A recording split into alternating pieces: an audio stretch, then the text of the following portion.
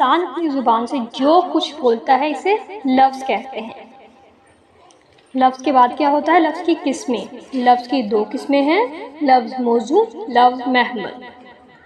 لفظ موضوع وہ لفظ جس کے کچھ معنی ہو اسے لفظ موضوع کہتے ہیں، جیسے کتاب، روٹی، کھانا۔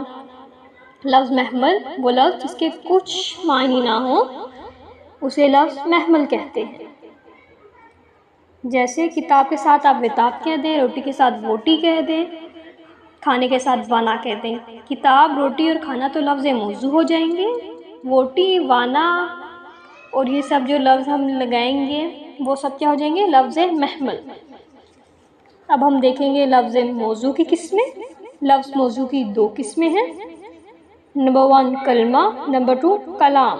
کلمہ کیا ہوتا ہے؟ لفظ کو کلمہ کہتے ہیں، جیسے مسجد، گھر۔ کلام کیا ہوتا ہے؟ بامعنی لفظ کے مجموعے کو کلام کہتے ہیں۔ اس کے بعد ہم دیکھیں گے کلمے کی قسمیں۔ کلمے کی 3 قسمیں ہیں، اسم، فعل، حرف۔ اسم کیا ہے؟ ناؤن۔ فعل کیا ہے؟ ورب۔ حرف کیا ہے؟ پریپوزیشن۔ پہلے ہم اسم دیکھیں گے، وہ کلمہ جو کسی شخص، جگہ، چیز یا کیفیت کا نام ہو، جیسے محمود، لاہور، پنکھا، یا نام کی جگہ استعمال ہو، اس کا زمانہ سے کوئی تعلق نہیں اور نہ ہی اپنے معنی کے لیے دوسرے کا محتاج ہے۔ اب ہم ورب دیکھیں گے، یعنی کہ فعل دیکھیں گے۔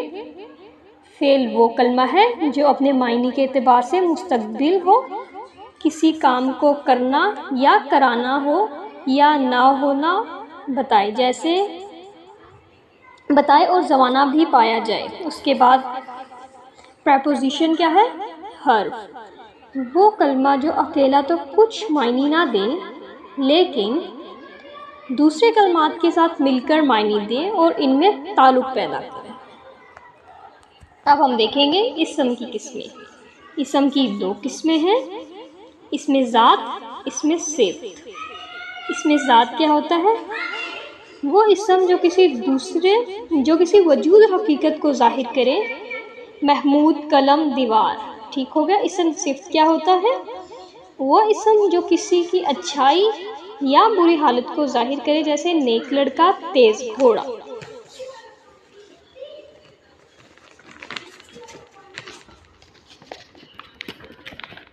اب ہم دیکھیں گے اسم کی استعمال کے لحاظ سے قسمیں۔ اسم کے استعمال کے لحاظ سے 2 قسمیں ہیں، اسم معرفہ، اسم نکرہ۔ اسم معرفہ پارٹیکولر تھنگ، اسم نکرہ کامن تھنگ۔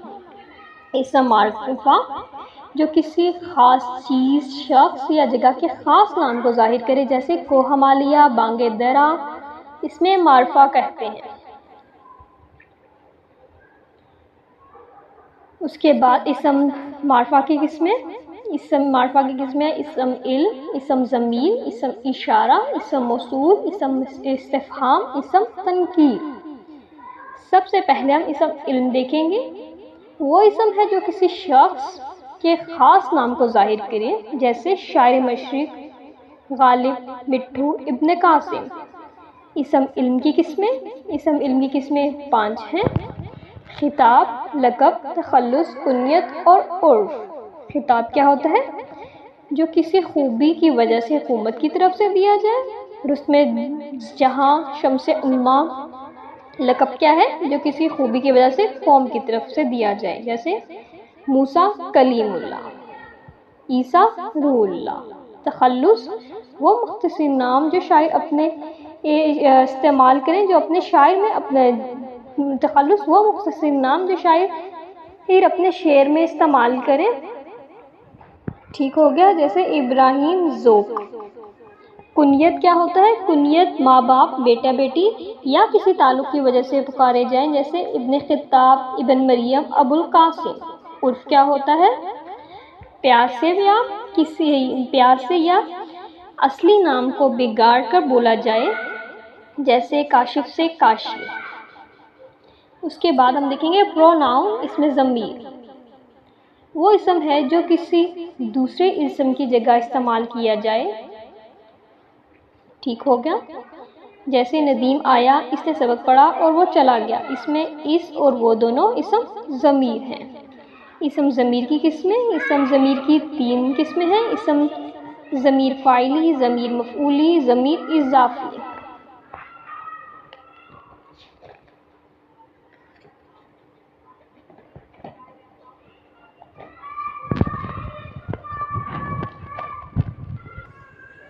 اب ہم دیکھیں گے اسم موصول، جسے کسی جملے کے ساتھ لگائے بغیر اس کے معنی سمجھنا، مثلاً جس، جسے، جن ہوں، یہ ہمارے اسم موصول ہیں۔ اسم اشارہ کیا ہے؟ وہ لفظ وہ اشارہ کرنے کے لیے مقرر ہو۔ اشارے 2 طرح کے ہوتے ہیں: قریب اور دور۔ یہ قریب کے لیے، وہ دور کے لیے۔ اسم استفہام بات پوچھنے یا سمجھنے کو کہتے ہیں، جیسا کس، کون، کن۔ اسم تنکیر وہ لفظ ہیں جو غیر موجود شخص کے لیے بولے جائیں، جسے، کسی، کچھ، کوئی۔ اب باری ہے اسم نکرہ کی۔ اسم نکرہ وہ اسم ہے جو کسی عام چیز، شخص یا جگہ کو ظاہر کرے، جیسے پہاڑ، کتا، شیر آدی۔ اسم نکرہ کی قسمیں: اسم اعلیٰ، اسم صوت، اسم تصغیر، اسم مکبر۔ ٹھیک ہو گیا؟ اسم ظرف کیا ہے؟ جس سے کوئی جگہ یا وقت ظاہر ہو، جیسے دفتر، اسکول، کارخانہ وغیرہ۔ اسم ظرف کی قسمیں: ظرف مکان، ظرف زمان۔ ظرف مکان وہ اسم نکرہ ہے جو کسی جگہ کو ظاہر کرے، جیسے مسجد، مدرسہ، گھر وغیرہ۔ ظرف زمان جو کسی وقت کو ظاہر کرے۔ اسم کی بناوٹ کے اعتبار سے قسمیں: اسم کی بناوٹ کے اعتبار سے 3 قسمیں ہیں: اسم جامد، اسم مصدر، اسم مشتق۔ اسم جامد جو نہ خود کسی اسم سے بنا ہو اور نہ ہی کوئی اسم اس سے بنے، جیسے اینٹ، درخت، چٹان۔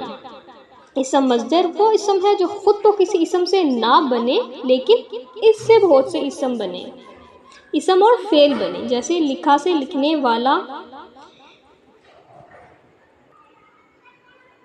اردو زبان میں نا جو لفظ ہے، نون الف نا، یہ مصدر کی علامت ہے، جیسے لکھنا، پڑھنا، اٹھنا، بیٹھنا وغیرہ۔ اسم مصدر کی قسمیں: مصدر مفرد، مصدر مرکب، مصدر لازم۔ مصدر مفرد وہ اسم ہے جو شروع سے ہی مصدر کے معنی میں استعمال ہوتا ہے، جیسے آنا جانا، پڑھنا لکھنا، کہنا۔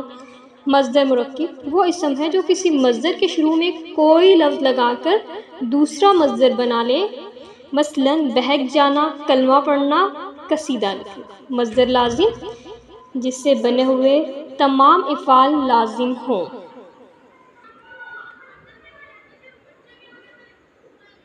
اب ہم دیکھیں گے فعل۔